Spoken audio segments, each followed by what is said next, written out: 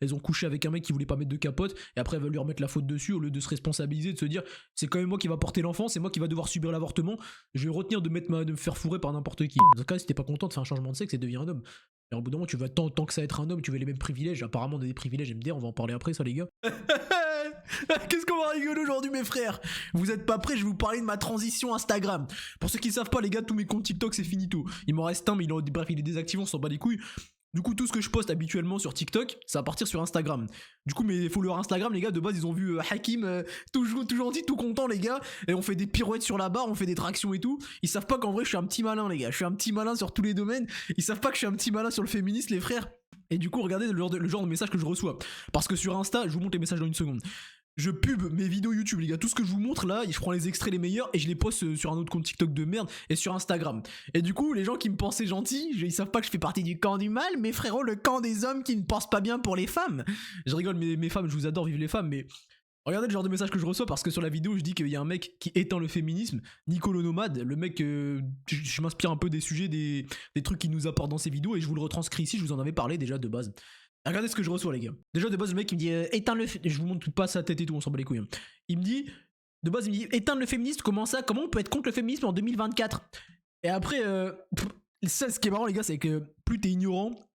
En fait, j'ai pas envie de le disrespect parce qu'il va peut-être voir la vidéo un jour, mais plus t'es ignorant, plus tu prends de haut les autres. C'est-à-dire que le mec ne connaît rien en sujet de société. Il a pris toute la soupe, le discours politique, toute l'idéologie de base du. Que tout le monde pense, le truc que tout le monde pense, il l'a pris, il l'a bouffé. Et après, il me dit à moi, tu connais rien, frérot, il faut vraiment rien y connaître. Si t'es pas calé sur le sujet, ne parle pas de féminisme. Terrifiant.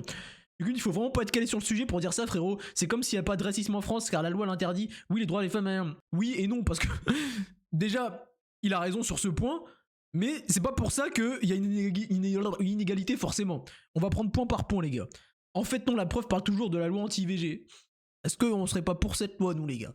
Est-ce que nous, les gars, la loi anti-IVG, en fait, je vous le rappelle, les gars, une fois de plus, on vous a fait croire que le bébé, bah déjà, je sais même pas comment vous avez gobé ça. Comment les gens, ils ont gobé ça pour l'IVG? Il y a un cœur qui bat, frérot. Quand tu fais une échographie, même à limite, gros, t'es à une semaine d'enceinte, frérot. T'as une échographie, tu sais, limite, tu peux. Je crois que c'est 8 semaines, les gars. 8 semaines. Attends, les gars, je fais une pause et je vais regarder c'est combien le délai. 14e semaine, les gars. 14e semaine. Attends, je te remets la conversation. Ça fait quoi? Ça fait 3 mois et demi, gros. 3 mois et demi. Genre, y a pas un cœur qui bat, c'est. La loi anti-IVG, les gars, moi, je suis pas contre. Hein. Au bout d'un moment, frérot. Alors, attends, il y a des mecs qui vont me découvrir sur cette chaîne. Je suis pour l'IVG pour des. Et encore, hein. Je veux dire, selon. Bref, je suis pour l'IVG, attends. Pour les meufs qui se sont fait V-Word, purement, genre, c'est prouvé, la meuf, elle s'est fait V-Word. Miskina, elle a rien demandé. Elle veut avorter, elle a pas les moyens de prendre un gamin. Bien que moi, je trouve que tuer un enfant, c'est une dinguerie, tuer un bébé. Parce que oui, à 3 mois de grossesse, c'est un bébé, frérot. Hein. Tu peux me parler de fœtus si tu veux. Alors pour ces cas de meufs, pourquoi pas? Il y a sûrement des cas extrêmes encore, pourquoi pas? Par contre, frérot, pour les 220 000 avortements en France, je suis pas d'accord, frérot. Quand il y a 220 000 IVG en France, je pense pas qu'elles ont toutes, eu pas de chance, elles sont tombées sur un méchant connard. Je pense qu'il y en a beaucoup, elles ont pas pris leurs responsabilités, elles ont pas pris de contraception, elles ont couché avec un mec qui voulait pas mettre de capote, et après elles veulent lui remettre la faute dessus au lieu de se responsabiliser, de se dire c'est quand même moi qui va porter l'enfant, c'est moi qui va devoir subir l'avortement, je vais retenir de me faire fourrer par n'importe qui. Au bout d'un moment, frérot, t'es responsable de ton corps, comme t'aimes bien le dire si souvent, responsable de mon corps, mon choix, je fais ce que je veux de mon choix. Bah, si t'es responsable de ton corps, commence à te responsabiliser pour de vrai et ne le donne pas à n'importe qui, sous prétexte que c'est la liberté sexuelle, et après tu vas chouiner parce que la loi l'IVG, oui, les IVG ça fait mal. Après, les gars, les meufs, c'est ce qu'elles viennent me dire sous les commentaires à chaque fois. Qu'est-ce qu'elles me disent? Tu crois vraiment qu'on aime bien faire ça? Tu penses vraiment qu'on est heureux de le faire, l'IVG? Encore heureux que ce droit doit exister, et c'est pas parce qu'il existe qu'on est heureuse de le pratiquer. Mais au bout d'un moment, si t'es pas contente de le faire, t'avais qu'à pas prendre de risques. Après, il y a. Ah oui, tu sais quoi? C'était pas prévu, on va répondre à ça un par un. Oui, les contraceptions, c'est pas 100% sûr, il y a les capotes qui craquent, il y a les pilules qui marchent pas. En fait, les gars, je sais pas si vous êtes au courant, mais les études statistiques, elles sont faites par rapport à des gens qui sont interrogés. En fait, je vais prendre plein écran, les gars. Il y a des gens qui sont interrogés, on leur dit ouais, vous avez avorté.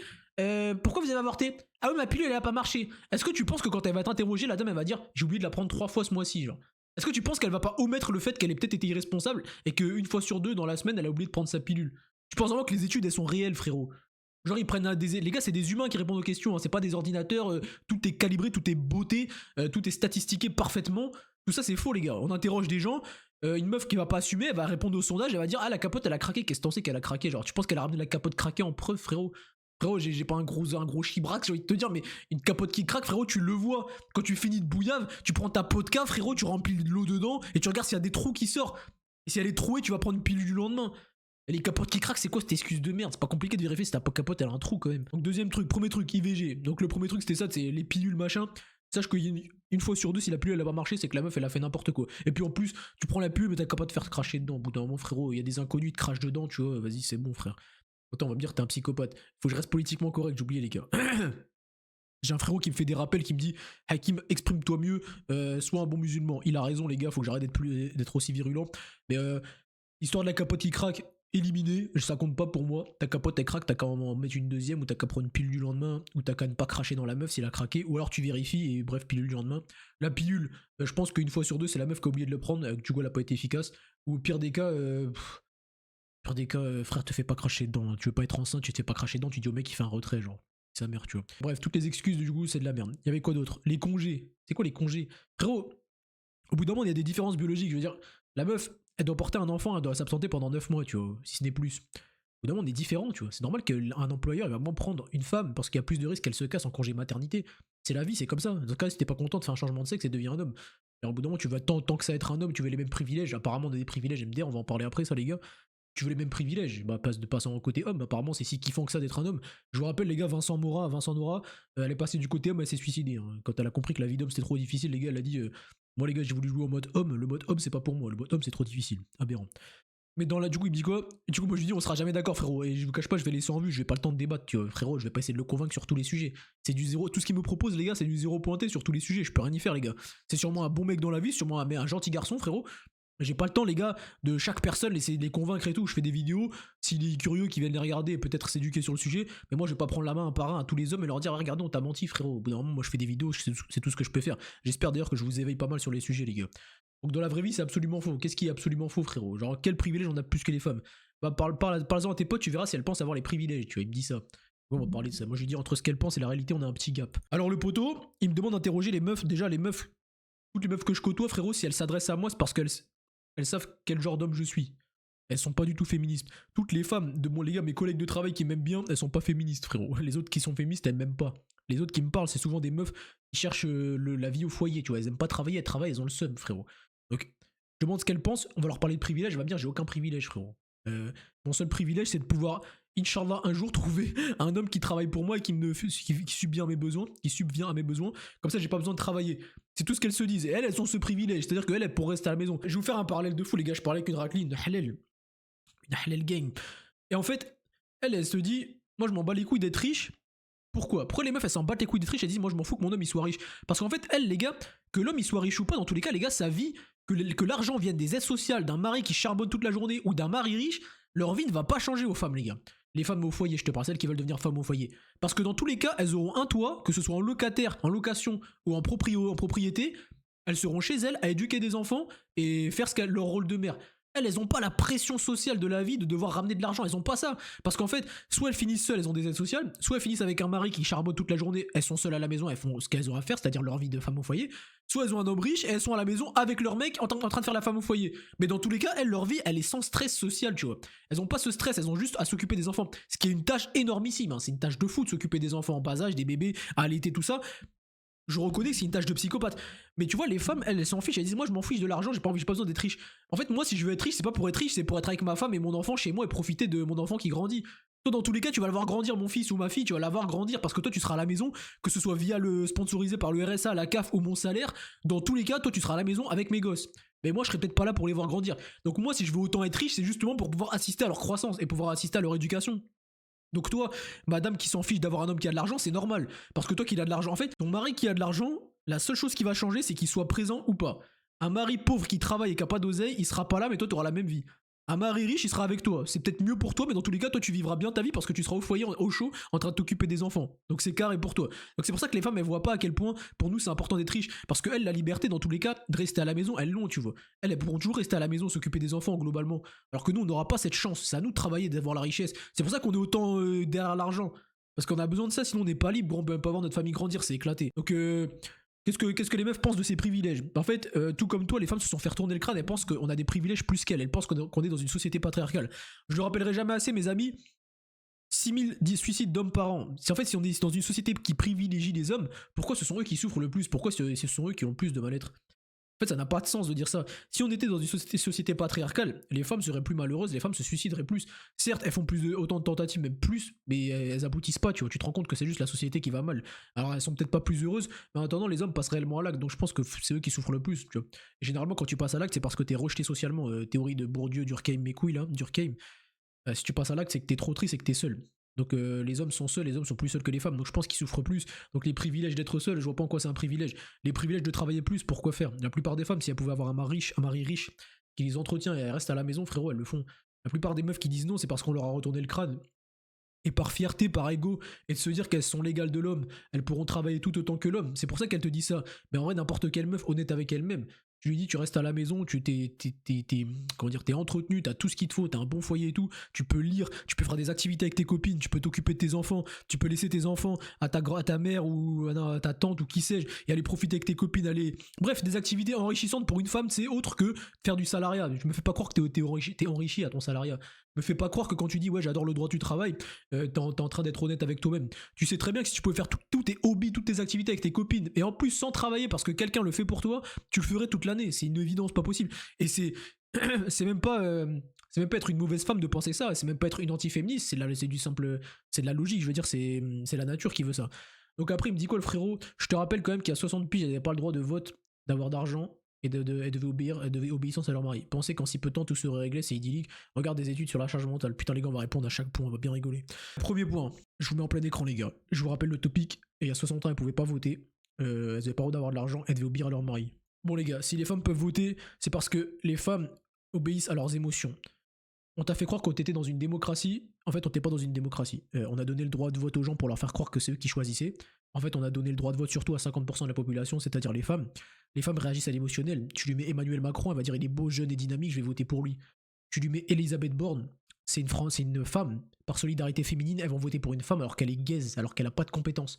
En fait, je t'explique, quand tu as donné le droit de vote à la femme, t'as juste créé une démocratie illusoire qui fait croire à tout le monde que tu choisis, alors qu'en fait, ceux qui choisissent, c'est l'opinion publique qui est fabriquée par les médias.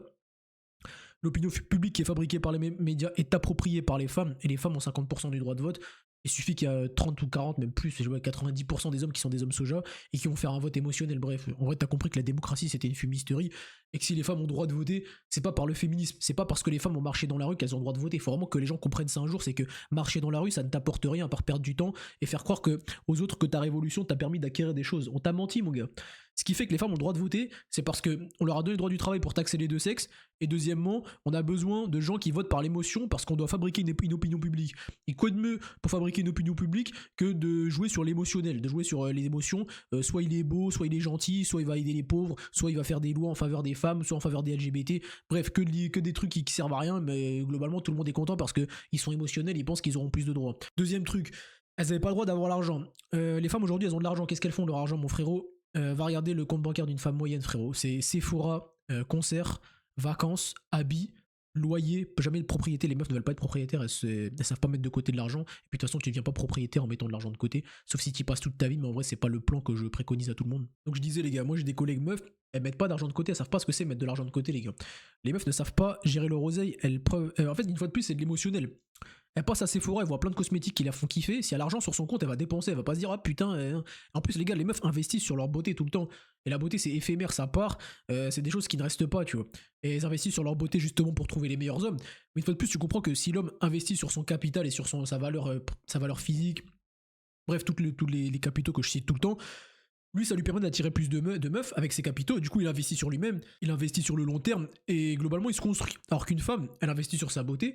Donc globalement elle se construit pas, frérot, parce que sa beauté partira tôt ou tard. Si ça peut lui permettre d'avoir l'homme de sa vie grâce à cette beauté, bah tant mieux. Mais tu te rends compte que c'est pas la manière la plus optimisée pour gérer son argent et se construire. Donc les femmes n'avaient pas d'argent, bah de toute façon aujourd'hui elles en ont pas non plus. Hein. Une femme qui n'a pas de mari riche, elle a pas d'argent, frérot. Elle a juste son salaire qui passe dans son loyer, ses cosmétiques, son entretien et ses sorties, c'est tout. Donc tu peux faire croire aux autres que maintenant elles ont de l'argent, elles ont le droit d'avoir de l'argent, frérot. Une fois de plus elles ont le droit d'avoir de l'argent. Une fois de plus les gars, c'est trop puissant, écoutez bien. On a donné le droit du travail aux femmes pour leur faire croire, pour taxer les deux sexes. On a donné le droit de vote aux femmes pour utiliser l'émotionnel et faire élire les personnes qui voulaient, bien que dans tous les cas le jeu est truqué, c'est quand même plus facile quand les femmes votent. Et on a fait croire aux femmes qu'elles avaient le droit d'avoir de l'argent via le travail, alors qu'en fait le seul droit à l'argent qu'elles ont, Le seul droit qu'elles ont vis-à-vis de celui-ci, ce dernier, j'ai envie de te dire, c'est de le dépenser dans de la dopamine instantanée, dans de la consommation rapide, dans des trucs de merde. Les gars, une fois de plus, les gars, tous les droits qu'ils ont donnés à la femme, ça avantage qui, genre? Tu penses que la meuf, ça lui sert à quelque chose d'avoir 10 tonnes d'habits, 10 tonnes de cosmétiques? Gros, c'est Bernard Arnault qui se renfloue les poches, c'est Emmanuel Macron avec la TVA et tous les achats.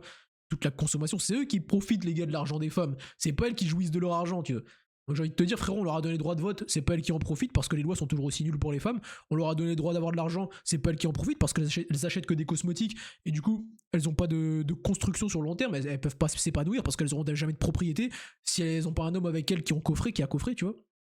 Après, si je fais des généralités, il y a des meufs qui ont réussi, tu vois. La femme moyenne, c'est pas son délire de coffrer pour acheter un appartement. Tu vois. Et le dernier, elle devait obéissance à son mari. Bah, tu te rends vite compte qu'en fait, quand c'est pas le mari qui prend les décisions, il se passe beaucoup de merde dans la vie des femmes parce que le taux de dépression a jamais été aussi élevé, le taux d'infertilité. En fait, les gars, tous les facteurs contraires à l'hygiène de vie, contraires au bonheur, contraires à la bonne santé, a augmenté. Tu vois. Les meufs ne sont plus fertiles, les meufs sont de plus en plus tristes, les meufs sont de plus en plus de divorces. Et ça, c'est le féminisme et c'est globalement tous les droits qu'on leur a donnés. Après, moi, je suis pas contre leurs droits parce que c'est elles qui souffrent. Moi, je souffre pas, je m'en bats les couilles. Moi, je suis bien dans ma vie, tu vois. Mais c'est les femmes qui en souffrent. C'est elles qui sont sous Xanax, qui sont sous psychologue, qui divorcent, qui sont mères célibataires. C'est pas moi, tu vois. Donc, tu peux croire que le féminisme t'a apporté beaucoup de choses, mais quand tu regardes la réalité, à part du Xanax et de la dépression, il t'a rien apporté, tu vois. Donc, au bout d'un moment, avant, tu dépendais de l'homme prenait des décisions pour toi. Faut peut-être croire qu'au finalement, c'était peut-être mieux pour ton bonheur. Hein. Et tu peux me prendre pour un possesseur, comment dire, un mec possessif, un mec oppresseur qui veut enfermer les femmes. Tu peux me prendre pour ce que tu veux, moi je te parle statistiques.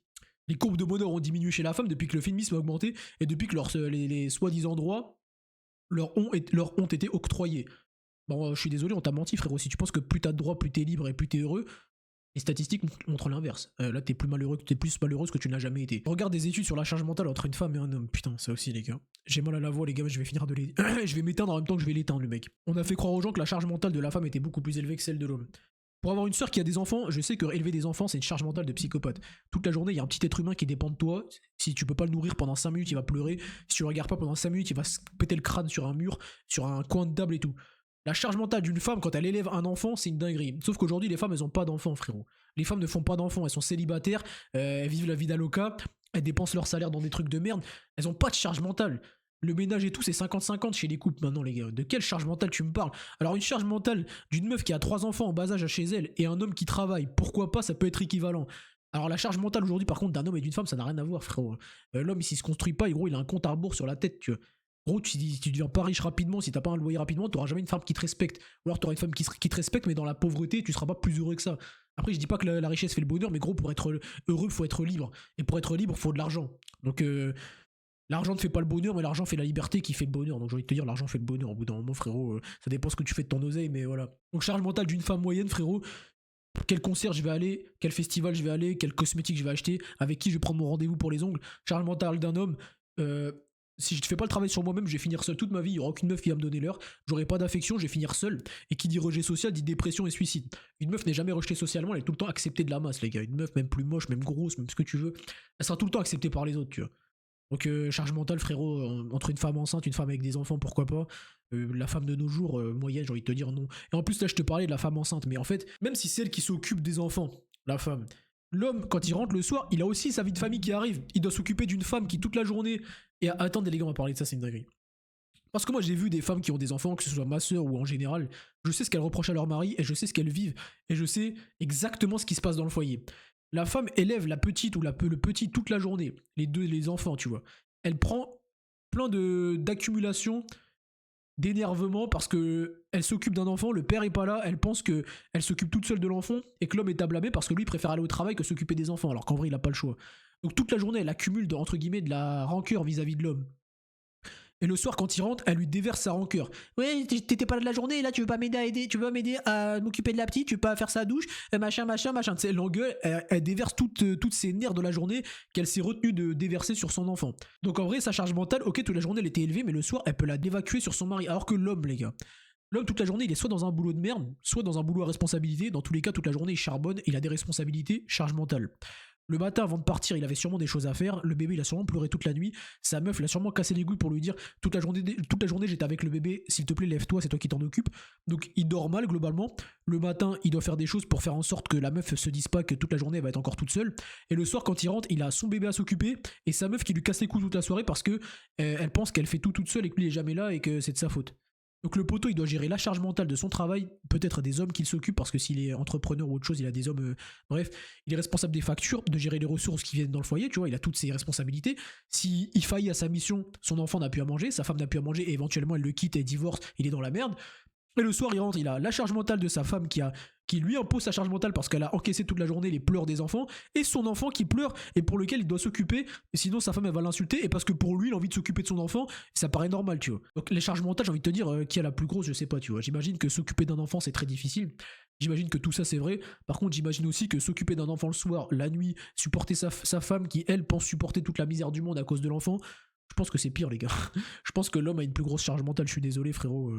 Franchement, quand l'argent repose sur toi, quand les ressources reposent sur toi et que tu sais que si un jour tu fais de la merde, ta femme te quitte ou personne n'a plus rien à bouffer, déjà la charge mentale est trop élevée. Et quand le seul moment que tu peux chill, c'est-à-dire chez toi, t'as ta femme et ton enfant qui foutent du sbeul, tu vois. En vrai de vrai, tu peux comparer. Je pense que l'homme a quand même une plus grosse charge mentale, tu vois. Et que les femmes ont raison de se plaindre parce que c'est difficile la vie de mère au foyer quand t'as beaucoup d'enfants ou même un, tu vois. Mais frérot, aussi, il faut comprendre les hommes, ma gueule. Je pense que elle manque d'empathie sur ce truc-là. Donc les gars, merci à lui d'avoir fait tous ces messages, ça m'a inspiré d'une bonne vidéo, 20 minutes. Je t'ai donné plein de sujets, une fois de plus, plein d'arguments. Des arguments qui vont te parler, tu vois, que tu sois père de famille ou que tu sois adolescent qui entrevoit d'avoir des enfants ou autre. Tu vas dire, ah le bâtard, il a raison, putain.